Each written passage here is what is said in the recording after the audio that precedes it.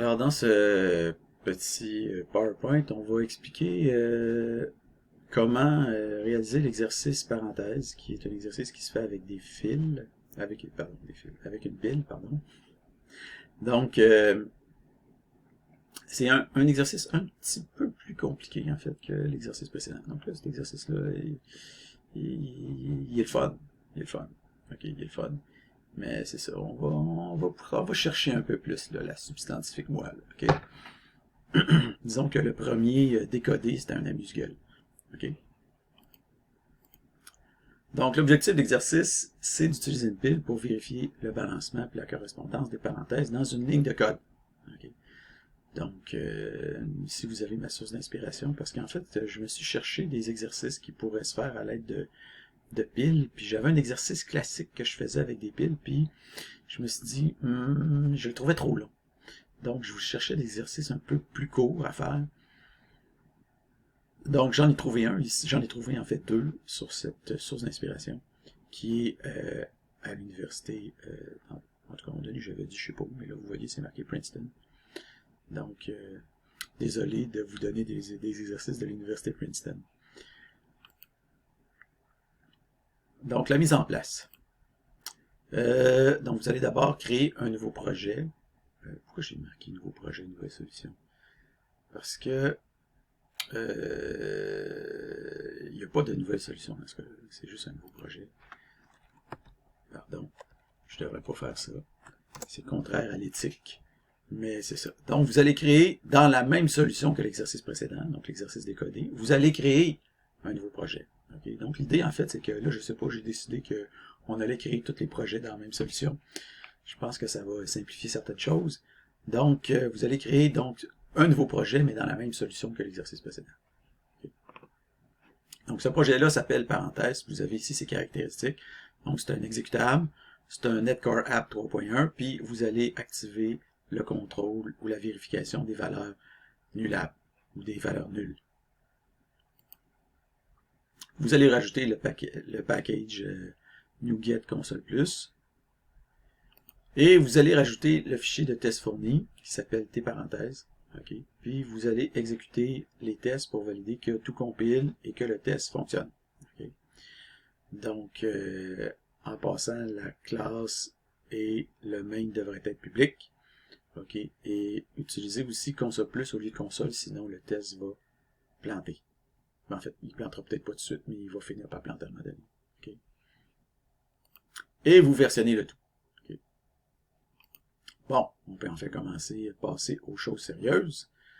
Donc, vérifiez les parenthèses. Donc, vous êtes un étudiant en programmation et vous écrivez du code très souvent. En fait, peut-être un peu moins souvent dans les derniers mois, mais à partir de maintenant, plus souvent. Okay. Peut-être trop souvent, vous allez dire. Donc, ce code est ensuite compilé et interprété. Donc, soit compilé par un compilateur ou soit interprété par un interpréteur. Okay. Donc, dans le cas du C#, c'est un compilateur. Dans le cas du JavaScript, c'est un interpréteur just-in-time compiler, une affaire bien sophistiquée. Okay. Bon, et dans le cas du Python, c'est plus c'est un interpréteur, mais très poussé. Okay. Donc, lors de cette phase de compilation-interprétation, donc pour nous, on va mettre un peu ça dans le même paquet, donc le compilateur-interpréteur, okay, encore une fois, doit vérifier que la syntaxe de votre code est correcte. Okay. Donc, une partie non négligeable de cette vérification syntaxique-là consiste à valider que les parenthèses vont balancer correctement dans votre programme. Par exemple, si vous écrivez du code C#, okay, si vous avez une parenthèse en trop, là je suis dans C# interactive, okay. Donc si j'ai une parenthèse en trop, C# interactive ou C# si vous préférez, il va me dire que à la colonne 5, ligne 1, en fait c'est ligne 1 parce que toutes les lignes de C# interactive, ça peut être plusieurs lignes des fois, là, mais bon, quand il y a juste une ligne, il va me dire que j'ai une erreur CS 1002, ok. Mais bon, on s'en fout un peu du code d'erreur. Et il me dit après ça qu'il s'attend à avoir un point-virgule. Okay. Évidemment, il y a un point-virgule qui suit la parenthèse, sauf que le point-virgule, il aurait dû être là. Okay? En fait, c'est sa façon de dire que j'ai une parenthèse en trop. Okay? Donc, s'il manque une parenthèse, ben là, il va me dire qu'il s'attendait à avoir une parenthèse. Puis là, il souligne le point-virgule. Et si j'ai des parenthèses qui correspondent pas, comme par exemple ici, on voit que j'ouvre un crochet, j'ouvre une parenthèse, puis après ça, je ferme un crochet, je ferme une parenthèse. Donc, normalement, j'aurais dû fermer la parenthèse avant de fermer le crochet. Donc là, il va me dire qu'il s'attendait à avoir une parenthèse ici, en position 13, mais là, c'est dur à, disons, c'est moins facile à lire, mais c'est exactement à l'emplacement du crochet. Okay? Donc, il faut savoir aussi que en programmation, en général, le premier caractère qu'on a sur une ligne de code, c'est pas le caractère 0, c'est le caractère 1. Okay? Donc, il y a une place en informatique où est-ce qu'on commence à compter à 1, c'est pour les caractères sur les lignes de code. Okay? C'est tout le temps 1, 2, 3, 4, 5, etc. Okay? Donc, au moins, il y a quelque part qu'on a décidé qu'on commençait à 1 en informatique, et c'est dans les lignes de code. Donc, qu'est-ce qui est... Là, je vais utiliser ma nouvelle astuce. Okay? Donc, qu'est-ce qui est très bien en termes de... Pour le C#, c'est l'emplacement de l'erreur qui est quand même assez clair. Okay? Ça pourrait être un petit peu mieux, mais c'est assez clair. Et qu'est-ce qui est très bien aussi, c'est que le message de l'erreur indique ce qu'on s'attend à voir. Okay? Vous allez voir que les messages d'erreur sont pas toujours aussi, disons, bien faits. Entre autres, on va voir un cas qui est plus ou moins, je trouve, bien fait. C'est le cas du JavaScript. Donc, si on ouvre une console, en mode console, on part en Node.js, puis on rentre des commandes. Donc ici, on voit qu'on rentre une parenthèse en trop. Donc, qu'est-ce qu'il va nous dire? Node.js va nous dire erreur de syntaxe, OK? Unexpected token, encore une fois, unexpected token, il faut savoir que c'est quoi un token, OK? Pour savoir c'est quoi un token, il faut avoir des notions de compilateur et d'interpréteur. Donc, un token, c'est n'importe quelle entité qui est analysée dans votre code. Donc, un nombre, c'est un token. Un identifiant, c'est un token. Puis, les parenthèses, chaque parenthèse individuelle est un token. OK? Donc, comme message d'erreur, très poche. Okay? Non seulement ça, on dit unexpected token, parenthèse, puis on voit ici que le petit crochet, il pointe sa parenthèse. On sait c'est quoi le problème. Fait que, ce qu'il dit ici, ça apporte aucune information. OK? Zéro. Donc, je donne une note de... Je fais couler le compilateur ou l'interpréteur JavaScript sur ce qui est du message d'erreur ici. Par contre, sur ce qui est de l'emplacement du truc, j'y donne un A. Okay? Alors qu'au C#, j'aurais donné un B. Parce que, oui, il souligne, mais il souligne deux affaires en même temps ou il en souligne plus. Tandis que là, vraiment, c'est clair, il met le petit chapeau, là, bang. OK? Donc, si il manque une parenthèse, ben, c'est-à-dire s'il manque une parenthèse, comme on le voit ici, il va aussi mettre le petit crochet ici pour dire où il manque une parenthèse. Sauf que là, il dit pas qu'il manque une parenthèse, il dit juste unexpected token. Donc, ça vous renseigne pas sur qu'est-ce qu'il faudrait que vous fassiez. OK? Donc, comparé au C# qui dit qu'il s'attend à avoir telle chose, là, il dit pas qu'il s'attend à avoir telle chose, il dit juste, je le trouve, ce que tu as mis, ça marche pas. OK? Fait que dire ce qui marche pas, puis dire ce que tu devrais faire, c'est pas pareil, on n'est pas au même niveau, là. OK? On n'est pas au même niveau pantoute.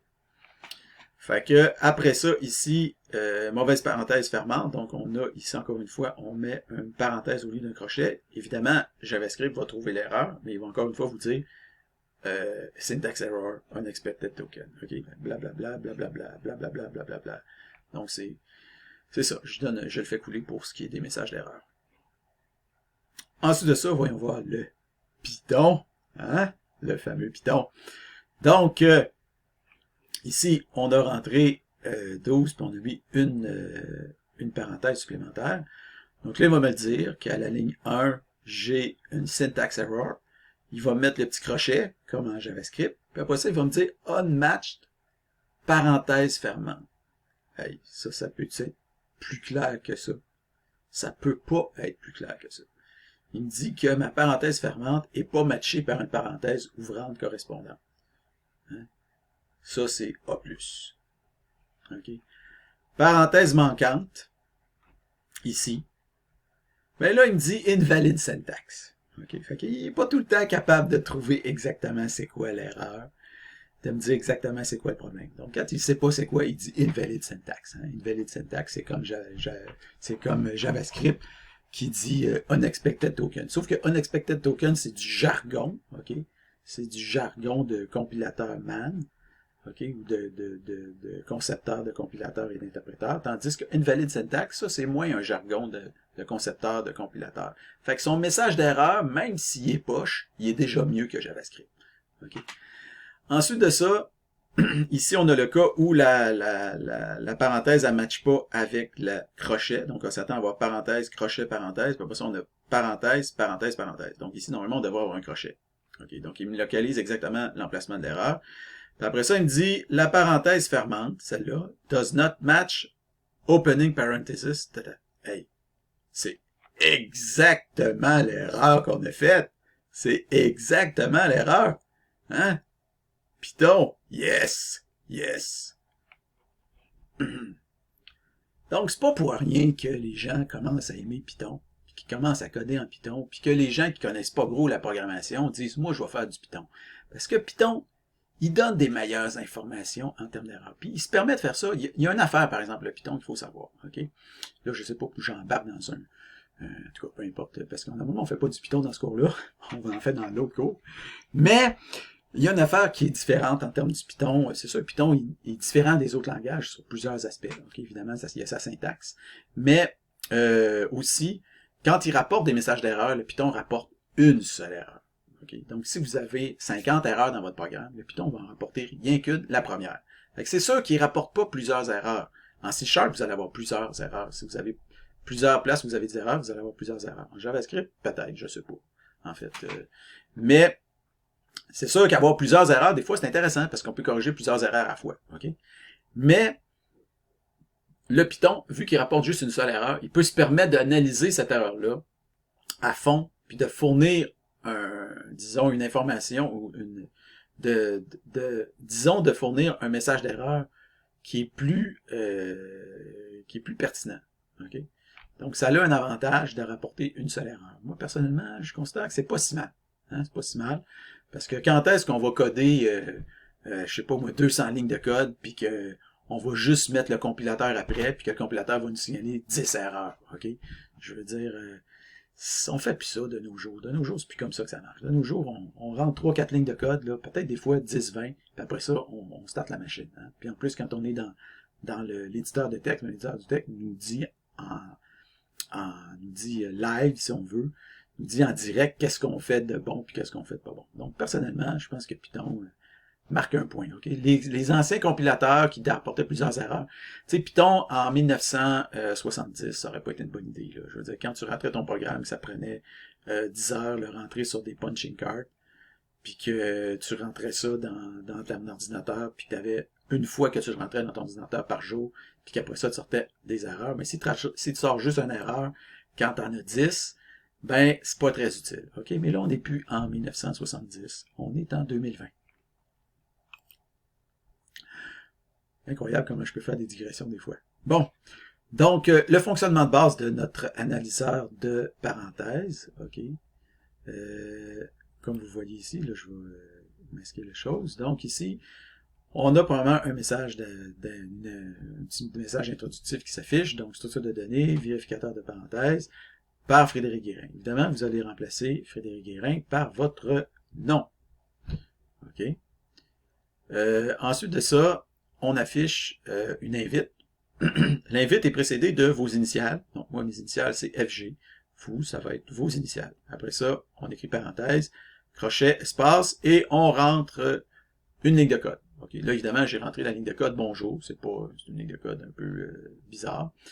Et ça me dit qu'il n'y a aucune parenthèse dans le texte. Parce qu'effectivement, il n'y a aucune parenthèse dans le texte. Donc là, maintenant, je vais réactiver ma vignette. En fait, je devrais baisser ma vignette ici dans le coin parce que je pense que ça va être mieux pour la suite du PowerPoint.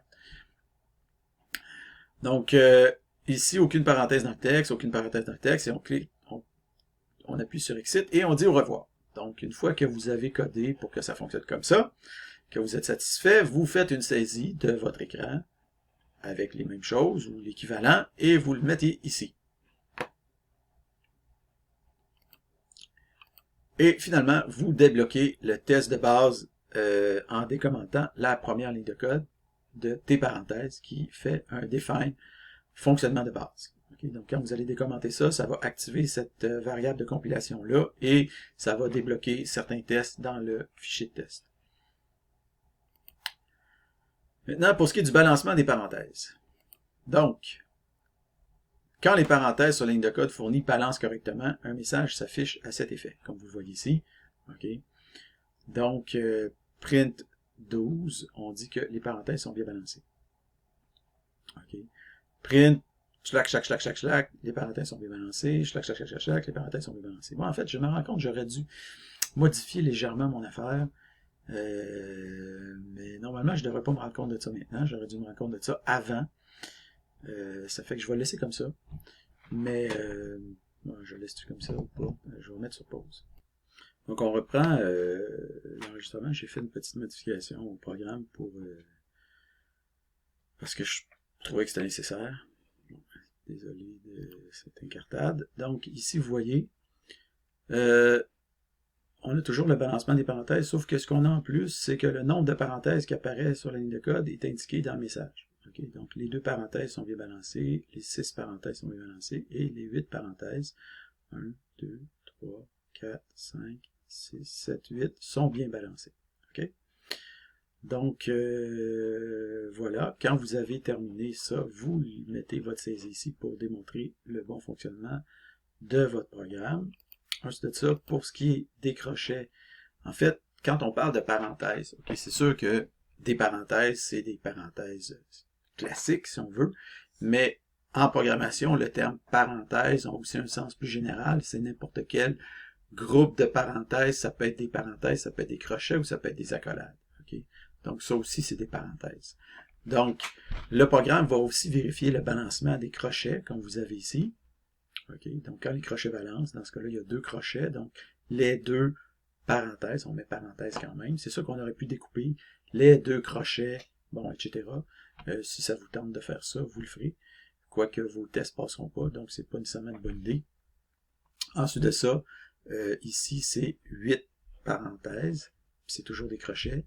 Ça devrait aussi fonctionner dans le cas des accolades, donc vous faites aussi une saisie pour montrer que ça fonctionne. Et en fait, ça devrait fonctionner quand tout ça est mélangé ensemble. Donc, quand vous avez un mélange de parenthèses et de crochets, ça devrait fonctionner. Okay? Donc, vous faites aussi une saisie pour montrer que ça fonctionne aussi dans ce cas-là. Bon, maintenant, je donne quelques astuces pour l'algorithme. C'est sûr que j'aurais pu mettre ça à la fin. Si ça vous tente pas de les écouter parce que vous voulez y aller par vous-même, ben, faites-le. Je veux dire, passez par-dessus ça très rapidement. Et c'est ça. Donc, évidemment, vous en doutez, comme c'est un exercice sur les piles, ça prend une pile pour tester ça. Donc, pour savoir si les parenthèses balancent correctement, l'idéal, c'est d'utiliser une pile. Vous allez ensuite parcourir votre ligne de code, si on veut. Vous allez parcourir les caractères un par un de votre ligne de code. Okay? Chaque fois que vous allez rencontrer une parenthèse qui ouvre, vous allez l'empiler sur la pile. Chaque fois que vous allez rencontrer une parenthèse qui ferme, okay, vous allez dépiler votre pile, puis vous allez regarder si la parenthèse qui ferme match la parenthèse qui ouvre. Okay. Si ça match, parfait, vous continuez. Si ça ne match pas, il y a une erreur. Okay. Il faut aussi que ça soit un match, il faut que ça soit le même type de parenthèse. Donc, si c'est un crochet, il faut que ça soit un crochet, une accolade, il faut que ça soit une accolade, etc. Okay. Donc,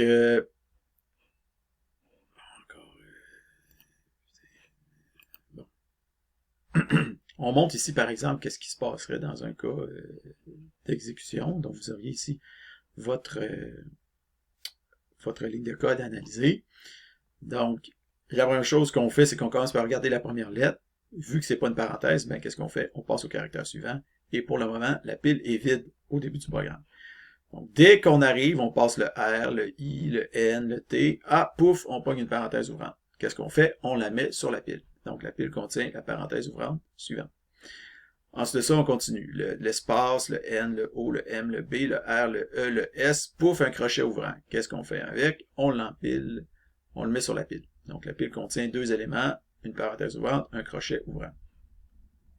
Ensuite de ça, on paie le 4, et pouf, on arrive à un crochet fermant. Qu'est-ce qu'on fait? On va dépiler le premier élément qui est sur la pile. Dans ce cas-là, c'est un crochet ouvrant. Puis on va valider que ce crochet ouvrant-là match avec le crochet fermant qu'on vient de trouver ici. Comme c'est le cas, parfait, on continue le programme. Il n'y a pas d'erreur à rapporter. On continue le programme, espace, parenthèse fermante. Là, qu'est-ce qu'on fait? On dépile ce qu'il y a ici. On regarde si ce qu'il y a ici match avec ce qu'on vient de trouver ici. Vu que ça match, parfait. Là, il faut voir que la pile est rendue vide à ce moment-là. OK. Là, j'ai plein de messages emmerdants. Et finalement, on a un point-virgule. C'est la fin du parcours. On vérifie que la pile est vide, parce que si la pile n'est pas vide, ça veut dire qu'il y a certaines parenthèses qui ont été ouvertes et qui n'ont pas été fermées. Okay? Donc voilà, c'est tout ce que vous avez à faire. Pour l'instant, on fonctionne juste en mode où tout rentre bien puis tout balance. Okay? Puis dans la partie suivante, on va regarder ce qui se passe quand on a des erreurs. Donc, une question que vous pourriez poser à ce stade-ci, c'est est-ce que les compilateurs et les interpréteurs, comme Node.js, Python, C# utilisent une pile pour balancer les parenthèses? Okay. Alors la réponse, c'est qu'en général, ils n'utilisent pas directement une pile. Okay. Pourquoi? Parce que les compilateurs et les interpréteurs ont beaucoup de choses qu'ils doivent vérifier pendant la phase de validation syntaxique. Okay. Cette phase-là apporte un nom, ça s'appelle le parsing. Donc pendant que le compilateur ou l'interpréteur va parser votre code, okay, il y a beaucoup de validation qui se fait, il n'y a pas juste le balancement des parenthèses. À cause de ça, il faut que ça soit un peu plus compliqué qu'une pile. Okay. Donc, typiquement, pour faire des validations syntaxiques ou de l'analyse syntaxique de votre code, vous avez deux approches fondamentales utilisées par les compilateurs et les interpréteurs. La première approche, c'est de coder à la mitaine votre analyseur syntaxique avec une technique qui s'appelle la descente récursive ou le Recursive Descent Parser. Donc, si jamais vous allez voir là-dessus, puis vous cliquez, vous allez voir, je pense qu'ils vont probablement donner un exemple, des exemples de codes de programmes qui sont analysés de cette façon-là. Okay? Une autre façon de faire, c'est carrément de coder la grammaire qui détermine comment doit se coder votre programme. Okay? Il y a moyen de coder ça, de coder des grammaires. Regardez, moi, si on me disait, Frédéric, veux-tu faire un cours sur la compilation puis l'interprétation au cégep de Saint-Jean, je dirais yes. OK, parce que c'est un peu un de mes dadas. Mais malheureusement, c'est un truc qui est trop avancé pour ce que vous faites. Donc, je peux pas donner un cours là-dessus. Mais disons qu'il existe, on peut coder des grammaires, okay, qui vont spécifier exactement comment le langage doit être, qu'est-ce qui est permis puis qu'est-ce qui est pas permis. Puis après ça, on peut passer cette grammaire-là dans ce qu'on appelle un générateur de code ou de grammaire qui, lui, va générer un analyseur de code. Okay? Puis, cet analyseur de code, en fait, vous avez juste après ça le compiler. Okay? Donc, les principaux analyseurs de code actuellement utilisés, c'est un analyseur de code qui s'appelle Bison, okay? Qui est plus, disons, de bas niveau, et un autre qui s'appelle Antler, puis qui, lui, d'abord a été codé, Bison a d'abord été codé en C, puis là, maintenant, il est porté en C++, puis un paquet d'autres affaires, et Antler, d'abord, a été codé en Java. Il est encore, je pense qu'il roule encore en Java, mais il peut générer du code en C#, dans plusieurs langages. Okay? Sûrement le Java, le C, le C++, le C#, donc plusieurs langages. Okay? Donc, si jamais vous allez voir là-dessus, vous allez voir, mettons que je clique là-dessus, là c'est ça, je vais devoir réduire un peu la taille de ma fenêtre, ce que j'aurais dû faire avant, si j'avais été un bon gars. Mais comme je suis pas parfaitement un bon gars, ben, je l'ai pas fait. Okay? Donc, ici, on voit, donc, comme on le voit ici, là, Antler, c'est Another Tool for Language Recognition. C'est un prof de Berkeley, je pense, en tout cas, c'est un prof de la Californie, je pense, qui fait ça. Terrence Parr, on pourrait checker. Ah, San Francisco. OK, ouais, c'est ça. Californie, je me suis pas trompé. Donc, licensing, donc les projets. OK, vous avez ici un couple de projets qui utilisent ce truc-là. Donc, vous avez le langage Groovy, que vous connaissez peut-être pas, mais qui est quand même assez populaire, qui utilise la Java Virtual Machine, Jython, qui est aussi une espèce de Python, mais qui roule sur la machine virtuelle Java. Donc, en fait, Antler est bien axé Python, si on veut. Pas Python, Java. OK, vous avez Processing, que vous avez peut-être utilisé. Maintenant, on l'utilise plus beaucoup dans le programme ici. Vous avez MySQL Workbench que vous avez peut-être aussi utilisé. Bon, ça c'était pour Antler. Mais on va aller à Python. Là, vous allez voir que c'est un peu plus... donc, Bison, pardon. Donc, Bison, c'est un truc GNU, okay, comme par hasard. Et si on descend, on va voir que, bon, là, vous avez, peu importe, là, il y a toutes sortes de détails à ce niveau-là. Vous avez ici certains projets qui utilisent Bison. Vous avez le langage Ruby.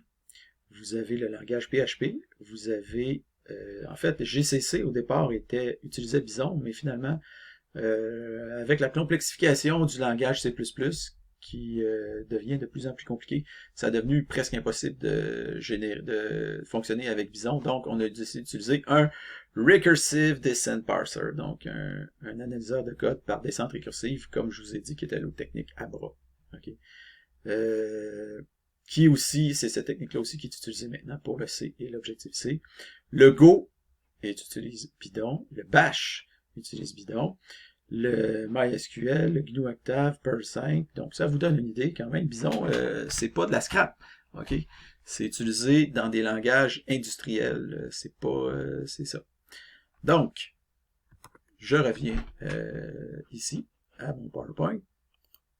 On va aller au test. Donc, vous avez juste à décommenter les définitions des lignes 2 à 5. Donc, les parenthèses, les crochets, les accolades, puis le mélange de tout ça, pour tester ces choses-là. Évidemment, si vous n'êtes pas entièrement satisfait, vous pouvez laisser certaines choses commentées là-dedans pour faire fonctionner plus certaines parties ou d'autres parties. Maintenant, les erreurs. Donc, les principales erreurs, on a vu au départ qu'on avait la possibilité d'avoir des parenthèses en trop, des parenthèses manquantes, puis des parenthèses qui ne matchent pas. OK? Donc, on a 3 types d'erreurs. OK? Parenthèse en trop, parenthèse manquante, puis parenthèse qui ne matchent pas. Donc, les parenthèses excédentaires, si on veut, en trop, qui sont non appariées. Donc, dès qu'une parenthèse excédentaire est détectée, une erreur est signalée à cet effet. Le message d'erreur comprend la position de l'erreur, OK, en prenant en compte que la première colonne, c'est 1. Le caractère qui est problématique et un fil d'Ariane qui pointe vers la localisation de l'erreur. OK. Donc, vous avez ici, on a claqué ça. Donc là, il apparaît en dessous ici un fil d'Ariane. Vous le voyez. Point, point, point, point, crochet. OK. Donc, ça veut dire que l'erreur est localisée ici, à la deuxième parenthèse fermante. Et on a notre message d'erreur ici, en dessous, qui est digne d'un message d'erreur du Python. Donc, en position 5, la parenthèse fermante n'est pas appariée. Okay, donc, si vous voudriez, en anglais, ça serait unmatched closing parenthesis. Okay, donc, la parenthèse que vous voyez ici n'est pas appariée. Donc, là, on le met au masculin parce que ça, c'est un symbole, si vous voulez, qui n'est pas apparié. Mais bon, si ça vous tente de le mettre au féminin, vous le mettrez au féminin. Même chose ici, on a du code et on a un crochet ici avec d'autres choses. Donc ici, on a un paquet de petits points qui apparaissent avec un petit chapeau. Et on nous dit qu'en position 15, donc toujours en considérant que ça c'est la position 1, 2, 3, 4, 5, 6, 7, 8, 9, 10, jusqu'à 15, on a une parenthèse fermante qui n'est pas appariée. OK? Donc une fois que vous aurez fait fonctionner ça, vous ferez votre saisie pour démontrer que ça fonctionne bien et vous aurez juste à tester en décommentant la ligne de code 6, erreur parenthèse excédentaire. Parenthèse manquante maintenant. OK. Donc, si une parenthèse ouvrante est laissée sans correspondance à la fin, donc il n'y a pas de parenthèse fermante qui correspond à cette parenthèse ouvrante-là, une erreur est signalée à cet effet. OK. Le message d'erreur comprend la parenthèse manquante. Donc, par exemple, ici, on a le message d'erreur. Il manque les parenthèses à parier suivantes à la fin, puis on met la parenthèse, okay, qui manque. Et, en bonus, okay, vous allez mettre un fil d'Ariane qui pointe, parce que là, l'erreur, on s'en aperçoit ici à la fin. Mais le fil d'Ariane doit pointer vers la parenthèse qui n'est pas à parier. Okay. Donc, le fil d'Ariane va pointer vers la parenthèse ouvrante qui n'a pas de parenthèse fermante correspondante. Okay. Donc, ça, c'est le bonus. Donc, faites-le pas tout de suite. Tout ça, vous tentez de le faire, faites-le tout de suite. OK? C'est un bonus. Puis, une fois que vous avez fini, ben, vous faites une saisie ici. Donc, sans le bonus, là, vous n'avez pas besoin de mettre de fil d'Ariane. Vous faites juste mettre le message d'erreur en rouge. Ça se peut qu'il y ait plusieurs parenthèses manquantes. Okay. Donc, s'il y a plusieurs parenthèses manquantes, votre message d'erreur ici doit comprendre l'ensemble des parenthèses manquantes. Donc, ici, on a une parenthèse ouvrante, un crochet ouvrant, parenthèse ouvrante, parenthèse fermante. Donc, il manque un crochet fermant, puis il manque une parenthèse fermante. Donc, on dit, erreur, il manque les parenthèses à parier suivantes à la fin, crochet fermant, parenthèse fermant, dans l'ordre où ça manque. Comme bonus supplémentaire de 1 demi-point, vous allez indiquer toutes les parenthèses qui manquent, toutes les parenthèses ouvrantes qui n'ont pas de parenthèse fermante. Donc, dans le cas ici que vous voyez, on a que notre crochet ici, notre petit chapeau va pointer vers la première parenthèse, mais ça, la ligne de fil d'Ariane va continuer et va aller nous pointer vers la deuxième parenthèse manquante. Okay? Vous décommentez les lignes 7 et 8. Donc, 8, c'est dans le cas où vous avez fait le bonus, puis vous allez tester. Donc, erreur parenthèse manquante et erreur parenthèse manquante bonus. Parenthèse non correspondante. Donc, si une parenthèse fermante ne correspond pas à la parenthèse ouvrante associée, une erreur est signalée, le message d'erreur comprend la parenthèse fautive et la parenthèse attendue. Donc, ici, par exemple, on a que dans cette position-là, on s'attendrait à avoir une parenthèse traditionnelle fermante. Donc, erreur en position 12, on attendait cette parenthèse-là et non pas celle-là qui correspond à celle qui a été retrouvée dans le code. Donc, on s'attendait à avoir ça, pas à avoir ça. Okay? Donc, ça, c'est ce que vous devez indiquer. Vous devez indiquer aussi la position. Donc, ça, c'est en position 12. Ici, le chiffre 12 n'a pas rapport. Okay? C'est en position 12. C'est cette position-là. Okay? Votre fil d'Ariane, maintenant, qui est un bonus, okay, doit pointer vers la localisation de la parenthèse ouvrante et de la parenthèse fermante fautive. Donc, le match des deux avec des petits points ici pour se rendre jusqu'à la parenthèse ouvrante et encore des petits points pour se rendre jusqu'à la parenthèse fermante. Okay. Donc, ça se peut aussi qu'il y ait plusieurs parenthèses non correspondantes. Okay. Par exemple, ici, on a ouvrante, ouvrante, ouvrante, ouvrante, fermante, fermante, puis on a même une parenthèse excédentaire. Okay. Donc, quand il y a plusieurs erreurs possibles, qu'est-ce qu'on fait? Ben, c'est pas compliqué. On relate la première erreur qu'on rencontre. Okay. Donc, on s'arrête à la première erreur rencontrée. Donc, ici, on ne signalera pas qu'il y a une parenthèse excédentaire. On va juste signaler que cette parenthèse-là, ici, le crochet, ne matche pas avec la parenthèse ici. Celle-là, ici, l'autre crochet, on ne le signale pas comme erreur. Celle-là, la parenthèse excédentaire, on ne la signale pas non plus comme erreur. Okay? Juste la première. Donc, une fois que vous avez fini ça, vous allez décommenter les lignes 9 et 10 si vous avez fait le bonus pour ce qui est de la ligne 10. Okay? Donc, les parenthèses non correspondantes, parenthèses non correspondantes, bonus. Quand vous avez fini, vous faites un commit and push pour terminer le tout. Vous complétez la grille d'évaluation que vous avez ici. Okay? Et finalement, vous allez remettre le code zippé sur Léa avec ce PowerPoint-ci et un commentaire qui inclut votre note et le temps que ça vous a pris pour faire l'exercice. Donc, je vous remercie beaucoup et je vous souhaite un bon succès.